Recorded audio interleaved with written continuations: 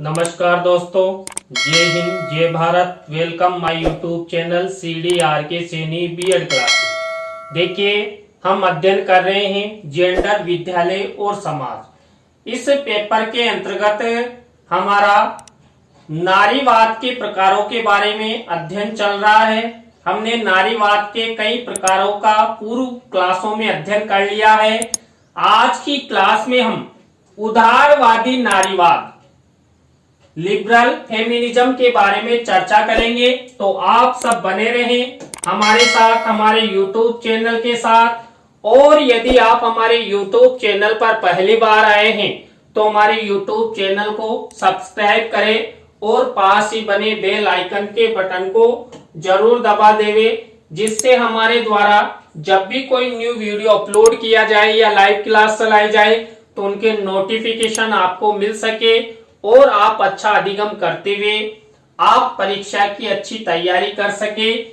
तो आइए चर्चा करते हैं उदारवादी नारीवाद। देखिए, उदारवादी नारीवाद के अंतर्गत पहला पॉइंट है 1960 के दशक और 1970 के दशक की कई नारीवादियों के लिए राष्ट्रीय संगठन सहित संगठनों में एक संघीय समानता संशोधन की वकालत करने के लिए चले गए। प्रत्येक पीढ़ी ने संशोधन को आवश्यक रूप से समाज को और अधिक बनाने के लिए देखा।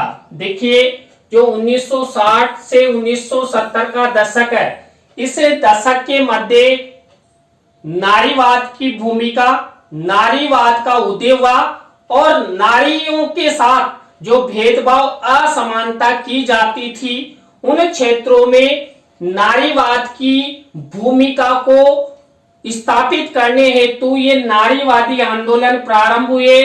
तो यहीं से जो अलग अलग विद्वानों ने नारीवाद के प्रकारों को विभाजित किया और उन क्षेत्रों में ही नारीवाद की महत्वपूर्ण भूमिका निर्धारित करने हेतु कई प्रकार के संगठन खड़ा किए।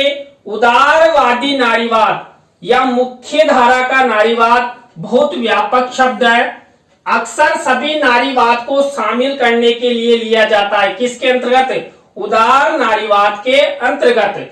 जो कट्टरपंथी या क्रांतिकारी समाजवादी या मार्क्सवादी नहीं है और इसके बजाय उदारवादी ढांचे के भीतर राजनीतिक, कानूनी और सामाजिक सुधार के माध्यम से समानता का पीछा करते हैं।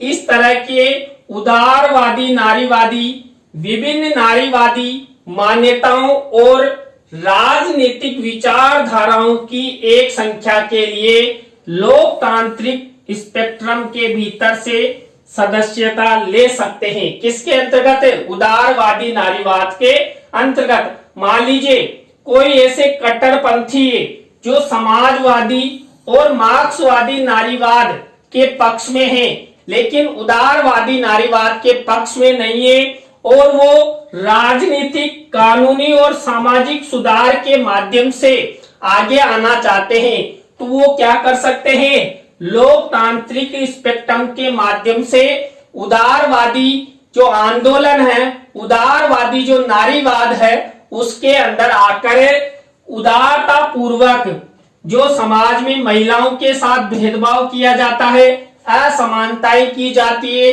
उन सभी क्षेत्रों में महिलाओं का बराबर साथ दे सकते हैं और महिलाओं को सम्मान, पद और प्रतिष्ठा प्राप्त करवाने में सहयोग कर सकते हैं। उदारवादी नारीवाद एक व्यक्तिवादी किस्म का नारीवाद है, जिसमें औरतें समझती है कि वह अपनी सोच और कर्तव्य से समानता पा सकती है।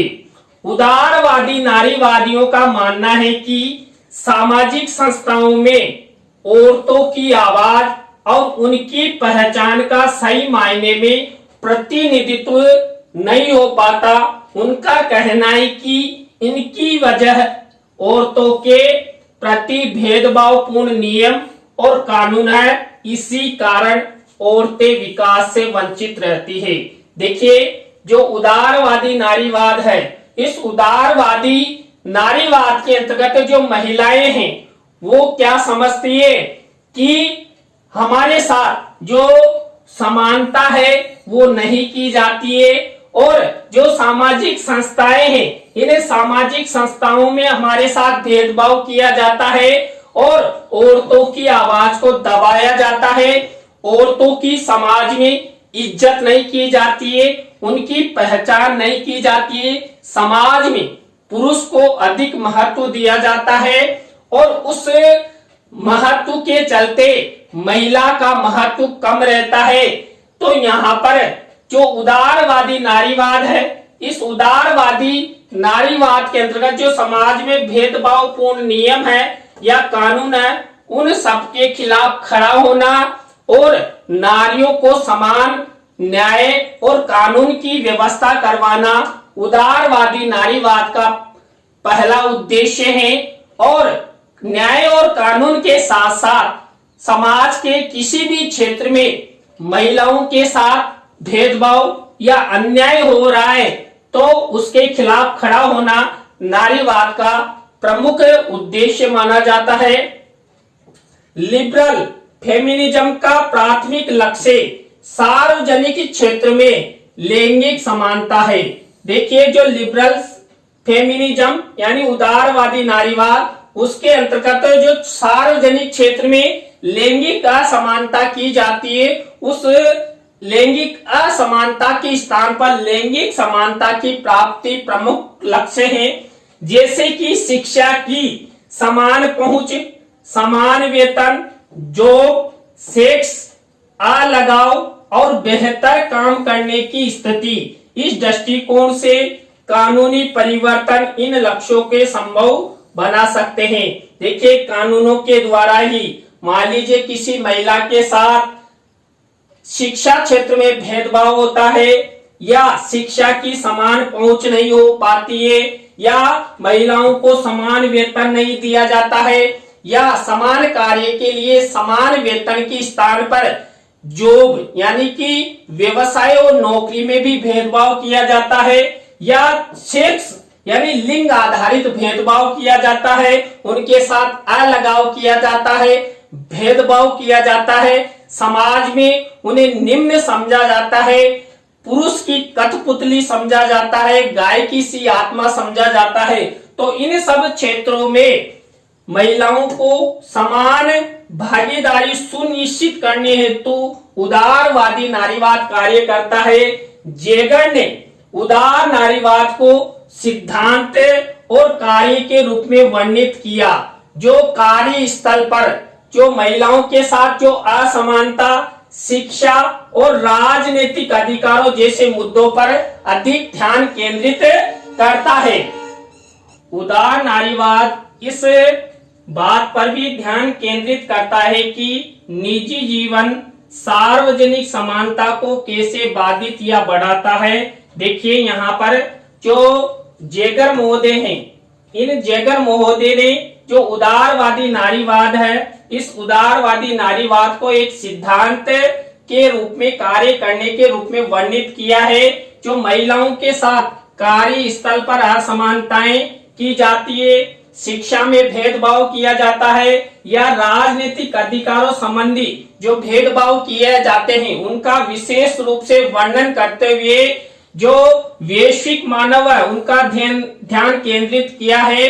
तो यहाँ पर जो उदारवादी नारीवाद है ये महिलाओं के साथ जो भेदभाव असमानताएं की जाती है उन पर विशेष रूप से ध्यान केंद्रित करता है। इसी तरह सुसान बेंडल का तर्क है कि लिबरल फेमिनिज्म का प्राथमिक लक्ष्य सार्वजनिक क्षेत्र में लैंगिक समानता है, जैसे कि शिक्षा की समान पहुंच, समान वेतन, जॉब, सेक्स अलगाव और बेहतर काम करने की स्थिति। इन दृष्टिकोणों से कानूनी परिवर्तन इन लक्ष्यों को संभव बना सकते हैं। देखिए जो सुसान वेंडल है, इन महोदय ने जो उदारवादी नारीवाद है, इस उदारवादी नारीवाद में जो भी महिलाओं के साथ भेदभाव किया जाता है वो भेदभावों को महिलाओं के पक्ष में रखते हुए समाज में इन भेदभाव असमानताओं की प्राप्ति होते हुए समाज में महिलाओं को अच्छा पद, अच्छी प्रतिष्ठा, अच्छा वेतन, अच्छा जॉब मिले, तो इस विषय में उन्होंने चर्चा की है। इसी तरह देखिए, जो उदार नारीवाद है, ये एक ऐतिहासिक परंपरा मानी जाती है जो उदारवाद से बड़ी है। जैसा कि मेरी वॉल्सनक्राफ्ट और जॉन स्टुअर्ट मिल जैसी ऐसी नारीवादियों के काम में बहुत स्पष्ट रूप से देखा जा सकता है।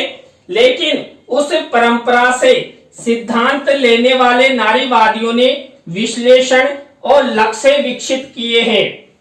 18वीं और 19वीं शताब्दी के उदारवादी नारीवादियों और उन नारीवादियों से बहुत आगे जाते हैं जिनके पास उदार नारीवादी के रूप में पहचाने जाने वाले लक्ष्य और रणनीतियां थी। देखिए, जो उदारवादी नारीवाद है, इस उदारवादी नारीवाद को ऐतिहासिक परंपरा मानते हैं, क्योंकि 1960 से 1970 के दशक में ही जो नारियों के साथ भेदभाव, असमानताएं की जाती थी, तो उन्हें क्षेत्रों में नारीवादी आंदोलन प्रारंभ हुए और समाज में महिलाओं को अच्छा पद, अच्छी प्रतिष्ठा, मान सम्मान के साथ साथ शिक्षा की समान पहुंच, वेतन, जॉब इत्यादि क्षेत्रों में ये उदारवादी नारीवाद का लक्ष्य और विश्लेषण प्रमुख रूप से करते हुए समाज में एक समानता का परिप्रेक्ष्य रखने का प्रयास किया गया। उदार नारीवादियों ने महिलाओं और पुरुषों दोनों के बीच नारीवादी कारणों के लिए दूरगामी समर्थन बनाने पर जोर दिया, जैसे राजनीतिक केंद्र, सरकार और विधानसभाओं के बीच की दूरगामी समर्थन। ये देखिए, जो उदारवादी महिला समर्थक विद्वान हैं, उन्होंने जो उदारवादी नारीवाद के अंतर्गत जो पुरुष और महिला है, इन दोनों के बीच में जो भेदभाव है, असमानता है, इसके लिए दूरगामी समर्थन बनाने हेतु प्रयास किया। देखिए, दूरगामी जो समर्थन है वो हमारी राजनीतिक सरकारों के द्वारा और विधानसभाओं में जो सदस्य बैठते हैं और शासन चलाते हैं, लोगों के बारे में कानून बनाते हैं, सुशासन की व्यवस्था करते हैं, असमानता भेदभाव को खत्म करने में सहयोग प्रदान करते हैं, इन सब सरकारों के व्यक्तियों और विधानसभाओं यानी कुल मिलाकर जो हमारी वैश्विक सरकारें हैं, उन वैश्विक सरकारों को महिलाओं के संबंध में समानता दिलाने में महत्वपूर्ण भूमिका निभाते हैं और दूरगामी समर्थन हेतु सहयोग की अपील करते हैं। उदारवादी नारीवादियों के लिए महत्वपूर्ण विशिष्ट मुद्दों की आवृत्ति को प्रकाश में लाना, महिलाओं को इन मुद्दों, समस्याओं, चुनौतियों से छुटकारा प्राप्त करने तथा समाज में समान पद, प्रतिष्ठा और सम्मान की प्राप्ति की दिशा में महत्वपूर्ण कदम था। किसके अंतर्गत? उदारवादी नारीवाद के अंतर्गत जो महिलाओं से संबंधित मुद्दे हैं, उन मुद्दों की आवृत्ति करना। देखिए, मुद्दों की आवृत्ति होगी तभी मुद्दे प्रकाश में आएंगे, लोगों को पता लगेगा कि महिलाओं के साथ भी भेदभाव किया जाता है, असमानता की जाती है। तो इस हेतु इन मुद्दों, समस्याओं और चुनौतियों से छुटकारा पाने और समाज में समान पद, प्रतिष्ठा और सम्मान की प्राप्ति हेतु ये उदारवादी नारीवाद, उदारवादी आंदोलन एक महत्वपूर्ण कदम था। उदारवादी आंदोलन या उदारवादी नारीवाद के अंतर्गत जो प्रजनन संबंधी अधिकार है या गर्भपात की पहुंच है, इसके संबंध में भी जागरूकता करने का प्रयास किया गया है। देखिए, जो महिलाओं को प्रजनन संबंधी अधिकार मिलते हैं, उन प्रजनन संबंधी अधिकारों का समर्थन है। महिलाओं की इच्छा के अनुसार प्रजनन हो, संतानें उत्पन्न हो, पुरुष द्वारा महिला पर किसी भी तरह का कोई दबाव नहीं बनाया जाए या गर्भपात की पहुंच। देखिए कई बार क्या होता है, पुरुष या परिवारजन के दबाव में महिलाएं गर्भपात करवा लेती है। क्यों? क्योंकि परिवारजन और उसके पति का दबाव होता है, तो यहाँ पर महिला की इच्छा का दमन होता है। तो इस हेतु उदारवादी नारीवाद के अंतर्गत जो गर्भपात संबंधी या प्रजनन संबंधी अधिकारों की प्राप्ति हेतु महत्वपूर्ण उद्देश्यों में से एक माना गया।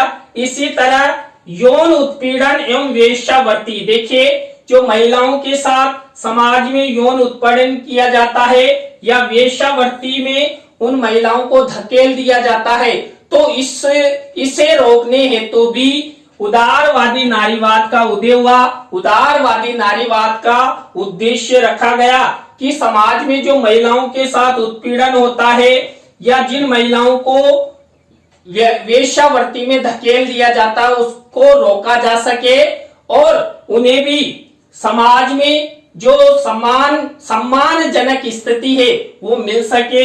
इसी तरह जो मतदान एवं राजनीतिक समानता महिलाओं को मिलनी चाहिए। महिलाओं के साथ जो मतदान संबंधी भेदभाव किया जाता है या राजनीतिक क्षेत्र में भेदभाव किया जाता है उसकी प्राप्ति करना भी यहाँ पर उदारवादी नारीवाद का प्रमुख लक्ष्य रखा गया। देखिए जो उदारवादी आंदोलन शुरू हुआ, सबसे पहले नारियों को मतदान अधिकार प्राप्त हुआ और जो राजनीतिक क्षेत्र में भी जो महिलाएं चुनकर जाती है उनको भी स्थान मिला। लेकिन वर्तमान समय में भी राजनीतिक क्षेत्र में जितना स्थान पुरुषों का है उतना स्थान महिलाओं का नहीं है। तो इस हेतु भी महिलाएं लगातार प्रयासरत है और धीरे धीरे वो पुरुषों के समान अपना स्थान प्राप्त कर लेगी। शिक्षा एवं भेदभाव, देखिए हमारे समाजों में बालिकाओं के साथ शिक्षा संबंधी भेदभाव किया जाता है। शिक्षा संबंधी पहुंच से उनको दूर रखा जाता है और कहा जाता है ये तो पराया धन है, तो इन्हें पढ़ाना लिखाना सब बेकार है, पैसा बर्बाद करना है। तो इस हेतु भी महिलाओं ने उदारवादी आंदोलन या उदारवादी नारीवाद के अंतर्गत ये प्रमुख लक्ष्य रखा कि यदि बालिकाएं भी शिक्षित होगी तो वो अपने अधिकारों के बारे में जानेगी, उन अधिकारों की प्राप्ति हेतु कुछ प्रयासरत कार्य करेगी।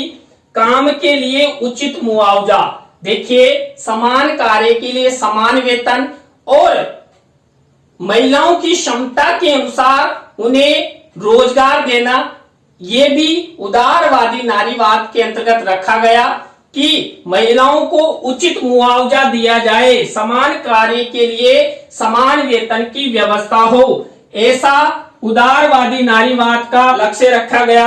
इसी तरह सस्ती चाइल्ड केयर, देखिए जब महिलाओं द्वारा बालकों की केयर की जाती है, बालक बालिकाओं का पालन पोषण किया जाता है, तो इस हेतु अच्छी और सस्ती चाइल्ड केयर की व्यवस्था हो जिससे महिलाओं के द्वारा अपने बच्चों का अच्छे से पालन पोषण किया जा सके, उनके विकास में सहयोग किया जा सके।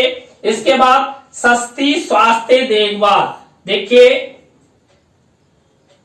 प्रजनन के समय महिलाओं को अच्छी स्वास्थ्य सुविधाएं मिलेगी तो शिशु एवं मातृ मृत्यु दर में कमी आएगी। तो इस हेतु उदारवादी नारीवाद के द्वारा सस्ती स्वास्थ्य सुविधाओं के संदर्भ में ये प्रयास किए गए, ये लक्ष्य रखे गए कि महिलाओं को भी अच्छी सस्ती और स्वास्थ्य सुविधाएं उपलब्ध हो जिससे महिलाओं का भी स्वास्थ्य अच्छा बना रहे। यौन और घरेलू हिंसा, जो महिलाओं के साथ यौन संबंधी हिंसाएं की जाती है या घरेलू हिंसाएं की जाती है, इन सबसे छुटकारा महिलाओं को मिले, महिलाओं को भी सम्मान मिले, वो अपनी मर्जी के अनुसार यौन क्रियाएं करें और उनके साथ जो पुरुष वर्ग द्वारा घरेलू हिंसाएं की जाती है वो दूर हो। तो देखिए, आज की क्लास में हमने उदारवादी नारीवाद के बारे में अध्ययन किया। आज की क्लास आपको कैसी लगी कमेंट्स में हमें जरूर बताएं। नए टॉपिक के साथ हम आपसे फिर मिलेंगे CDRK Saini BEd classes YouTube channel पर। जय हिंद, जय भारत, राम राम।